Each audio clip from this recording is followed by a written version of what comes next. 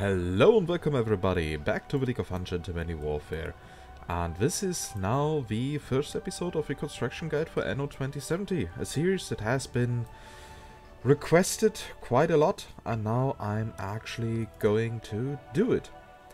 So, I've already prepared a little bit of a city to unlock all the buildings that we are going to build. In this episode we will focus on all the production needed for the first population tier. And yeah, I already prepared here a little bit of streets. You will see how that all will fit in. And yeah, let's get started. So we will go first for the building modules. Those are the basic building material on the first population class. You will basically need it for all the buildings in the entire game. And the layouts for that are actually quite easy. So for those I have prepared these square layouts here in the via streets. Because, yeah, my favorite layout is actually a square and therefore can easily be replicated. As you can see, you will need 12 times 12 tiles. In the middle, you will fit the market building. Is it called market building? Okay, the depot. So that you have 4 tiles into each direction available. What you will do now is you will go to the corners and draw streets, which are each 4 tiles long.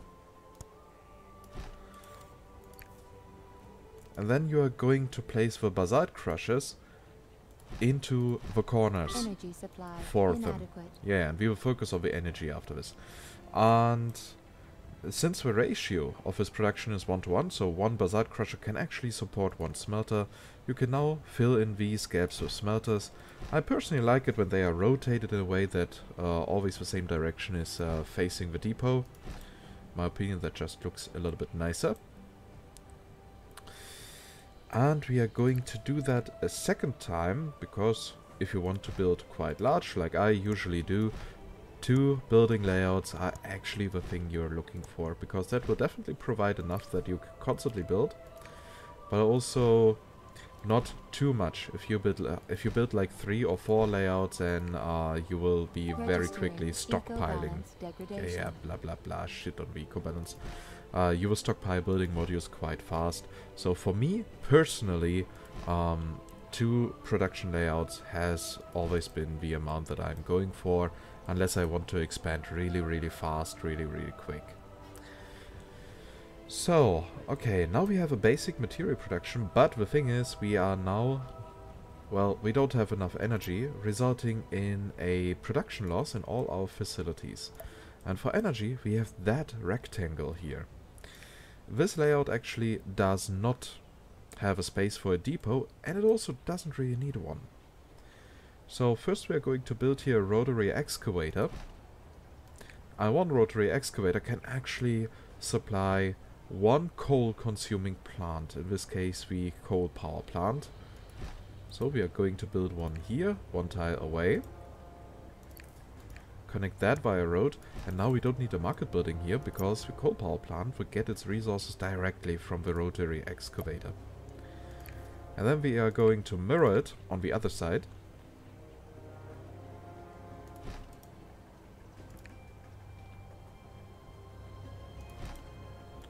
Here, there you can see the little wagon coming out, collecting the coal, and now the power plant is actually working and producing already a bit of energy. So, and we are now running short on fish, and that was expected. The people are going to hate me, but that is something that we are going to focus on now.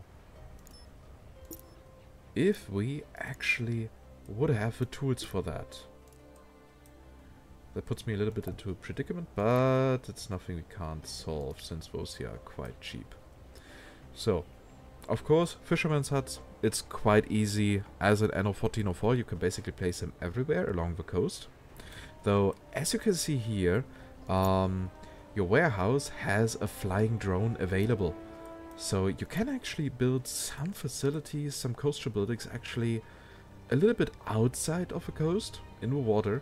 And then one building can actually go collect the resources from there. Though be warned, it cannot support that many structures. So what I personally prefer is to actually build along the coastline, so that also our depots are collecting goods from here. Yeah, and I'm going to make a little cut now because of the missing resources, the missing tools. So, and here we are now back again. And yeah, what you need to know about production facilities, especially when they are producing goods that are being consumed by people, it really depends on the population class, on how many people can actually be supported by one production building, because in general, higher population classes need less of the same good. So for fish, it is that one fishery can supply 250 workers, so people of the first population class. Yeah, stop talking. At 250 can be supported by one fisher hut. The next population class, the employees, there can 365 be supported by a fishery. T3, the engineers, is 570 that can be supported per fishery. And the executives, the last population tier, there the number goes up to 800. So you actually won't have to build that many fisheries. So as you can see, we have here 1,232 people living here, meaning that 5 fisheries are enough to support them. So each can support up to 250 of them. Though I like a little bit of overproduction, just in case I want to expand a little bit and so on, and don't want to have to fix the economy always directly. So I built one additionally so that I could in theory support 1,500 workers. And there we can see now all these fisher boats going out to the ocean and actually doing their job. So there's now one production left until we can upgrade to the next population class, and that is liquor. And for that we have this big rectangle over here. That is actually a layout that I also tried to use in Anno 1404, though that was not really successful. So what are we going to do here is we select one distillery and find here a straight line. In this case it's the road or street or whatever. Then we move up by 3 tiles and then go 4 tiles to the right. We can also use the radius around the building to see what we are going for. So that is number 1. We build a second one here. Then here in this gap we will also place one on each side, though with 1 tile difference in width. And then we build another 2 distilleries on the other side, again 1 tile away. And here in the middle we are going to place a depot to collect all these goods.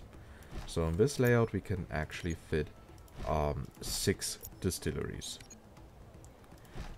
So now we are of course placing all the fields properly.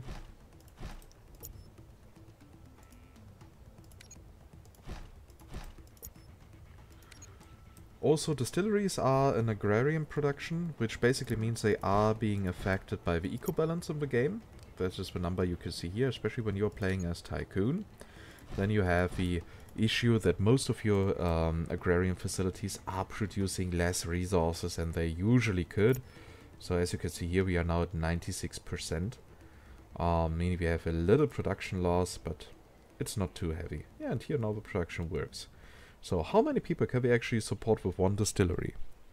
That's quite easy, though production breakdown. Though it behaves a little bit weird in regards of the engineers, but you will see it in the numbers. So one distillery can, if running at 100% production, don't forget about that. Yeah, don't forget to use the production models in your calculation, otherwise you will have issues.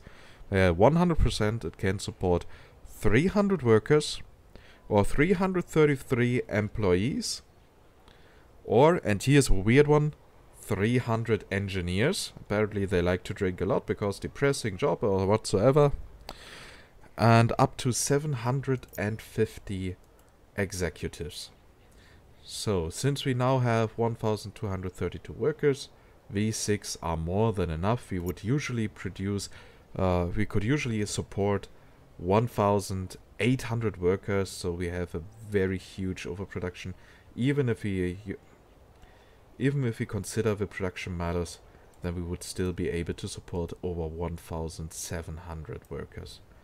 And yeah, that's it. Our people here are now getting happy. As we can see, the need for liquor is being fulfilled. And we now have here this nice little production district. And since I was not expanding, well, as you can see, the building modules, the construction modules, they are already piling up. And we have here this beautiful harbor area. At least if you find industry beautiful. And I guess this will also be the thumbnail of this episode. So yeah, that is all there is to know about the first population class. At least in regards of production for the Tycoons. And in the next episode, we will focus on the second population class, the employees and all their production. I hope I will see you there, and I also hope that you find this video useful. If yes, please consider giving it a thumbs up. If you have any feedback or want to discuss about the efficiency of layouts, then just use the comments or reach out to me via the Discord community server that we have linked to the main page, and you will also find a link in the description to that. Yeah. See you soon. Bye bye.